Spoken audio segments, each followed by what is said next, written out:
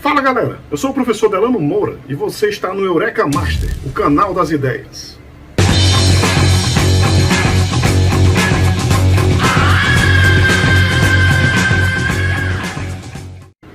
A aula de hoje vai ser a respeito de princípio da inclusão e exclusão, que é a parte da contagem que calcula a quantidade de elementos que nós temos na união de conjuntos, tá?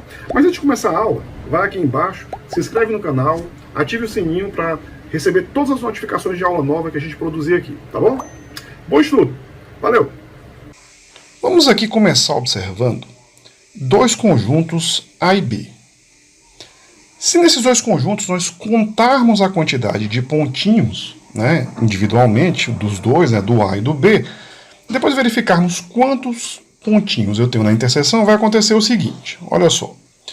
Será que essa união de A e B, o número de elementos, vai ser o número de elementos de A mais o número de elementos de B? Vamos contar aqui. A união, ao todo, aí, se você observar, nós vamos ter 9 pontinhos.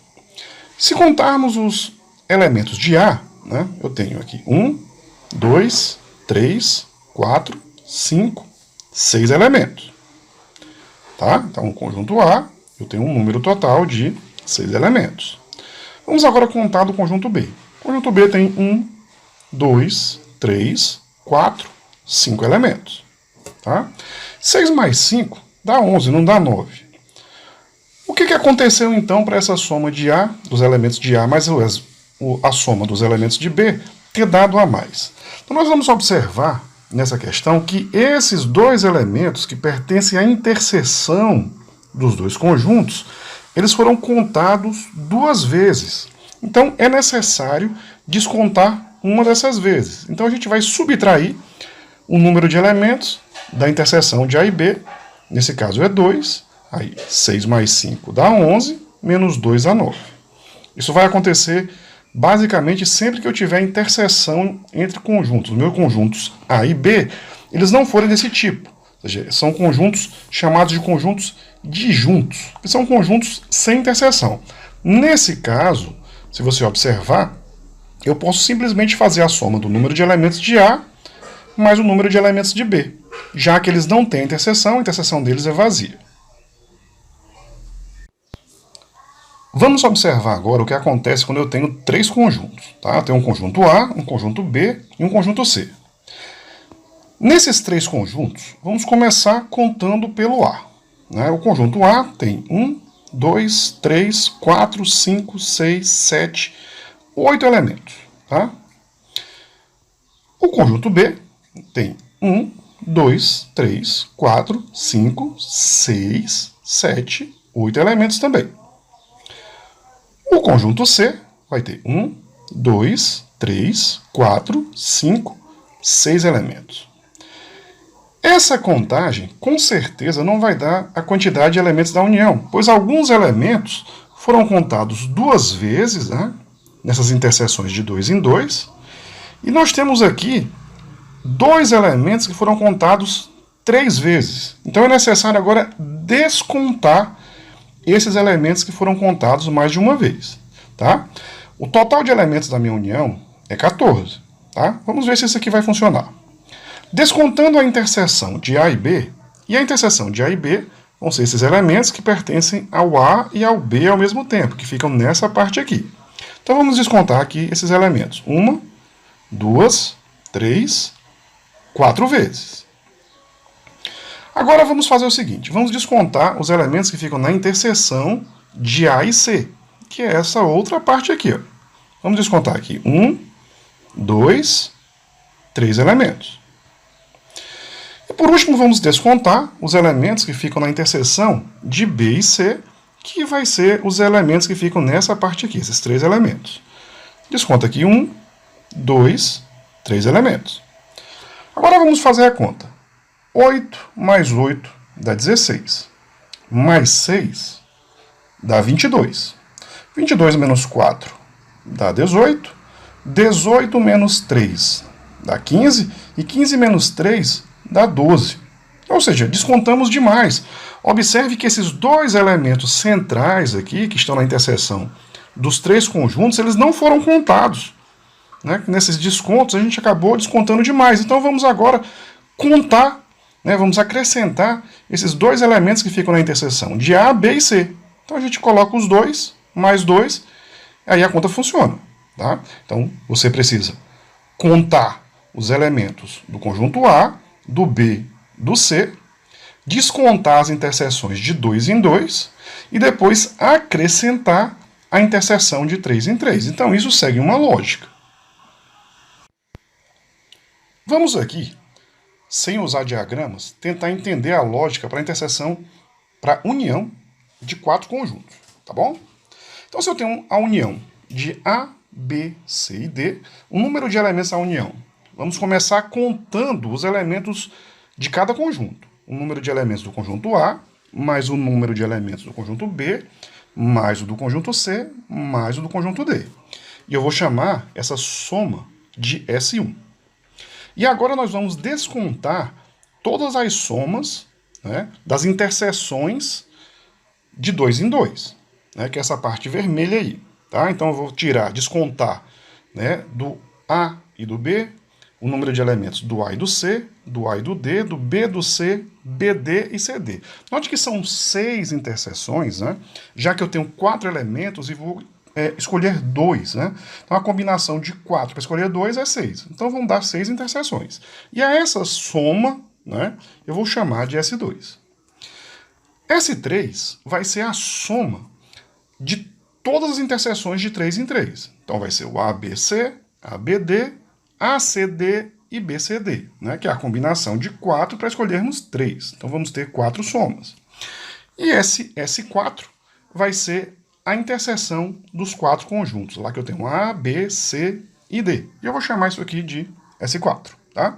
Então observe que nesse caso de 4 conjuntos, você soma todos os de 1, né, de 1 em 1, depois desconta as interseções de 2 em 2, acrescenta as interseções de 3 em 3 e desconta a interseção de 4 em 4.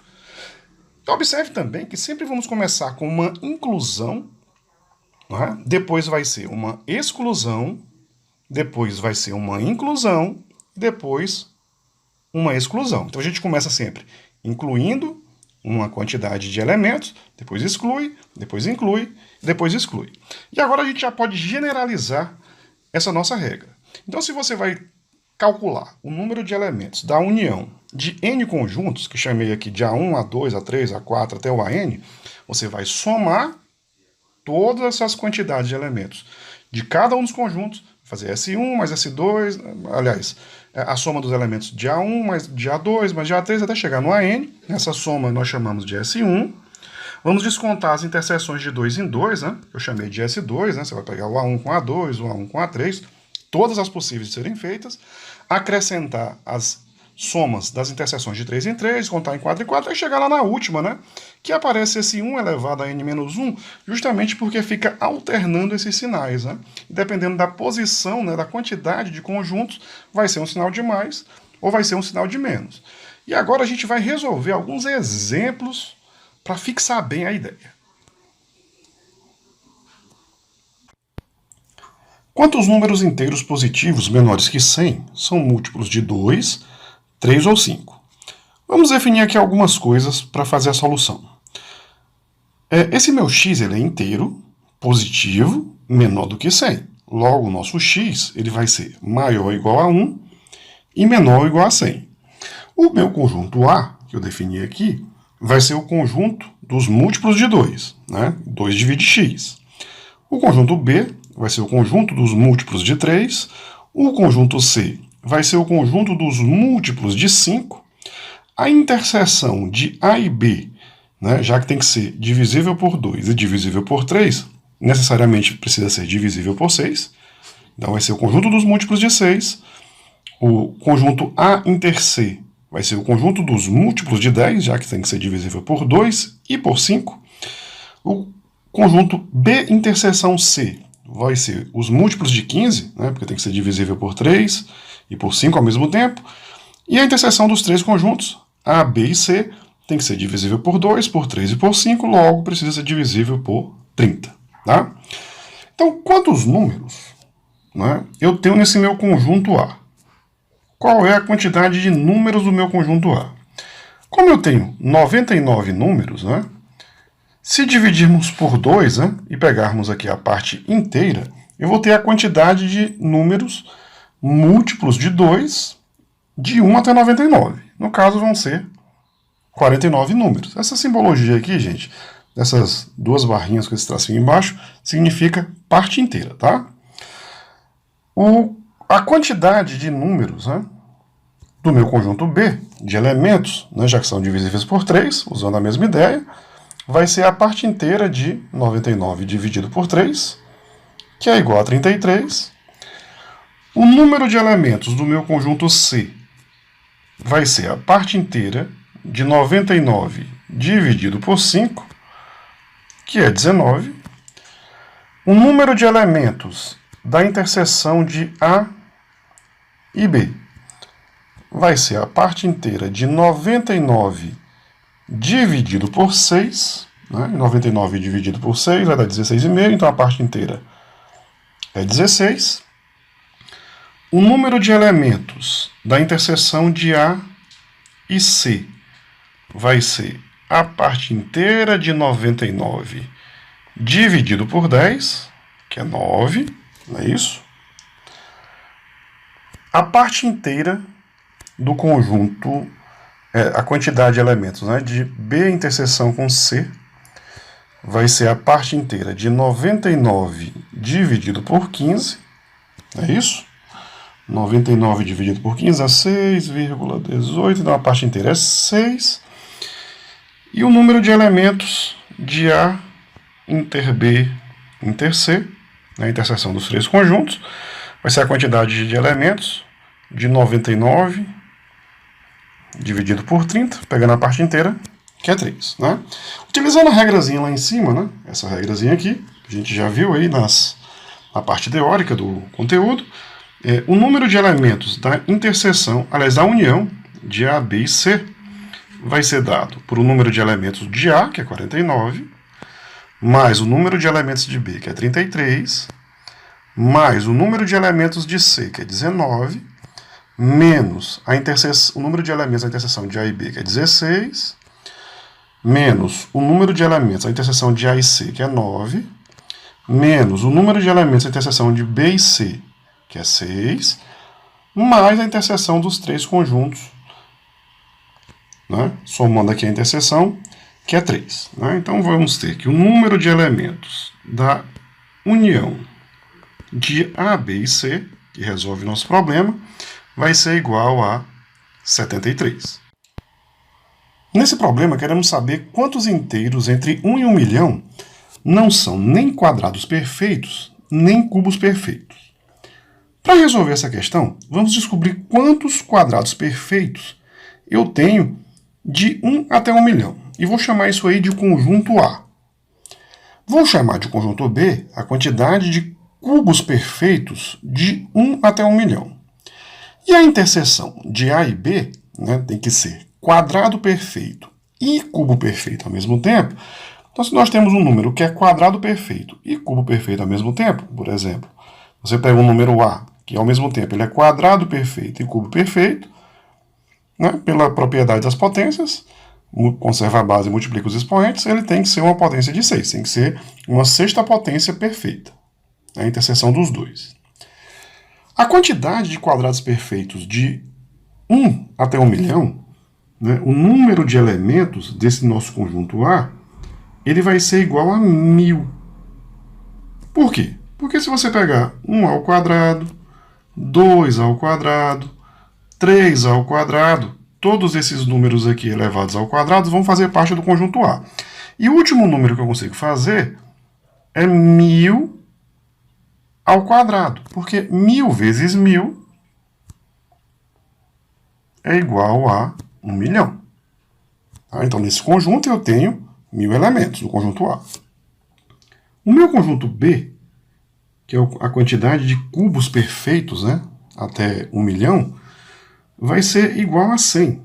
Pelo mesmo motivo, porque 1 ao cubo, 2 ao cubo, 3 ao cubo pertence a esse conjunto, e o último número que eu consigo fazer aqui é 100 ao cubo, e 100 ao cubo é igual a 1 milhão. E a quantidade de elementos do meu conjunto A interseção com B, que são as potências de 6, vão ser iguais a 10. De novo, porque 1 elevado a 6, 2 elevado a 6, 3 elevado a 6 pertence a esse conjunto, e 10 elevado a 6 é igual a 1 milhão, é o último número desse conjunto. Então, o número de elementos, né, da união desses dois conjuntos, né, que são quadrados perfeitos ou cubos perfeitos, vai ser o número de elementos de A mais o número de elementos de B menos o número de elementos da interseção de A e B, que vai ser igual a 1000 mais 100 mais, aliás, menos 10, né? A gente contou duas vezes esses aí. Então, 1000 mais 100 dá 1100, menos 10 dá 1090. Então, existem 1090 números que são quadrados perfeitos ou cubos perfeitos. Como eu quero os que não são, agora a gente simplesmente subtrai. Você vai pegar 1 milhão menos 1099, que não servem para o meu problema, dando um total de 998.910 números. Valeu, gente. Abraço. Até a próxima aula.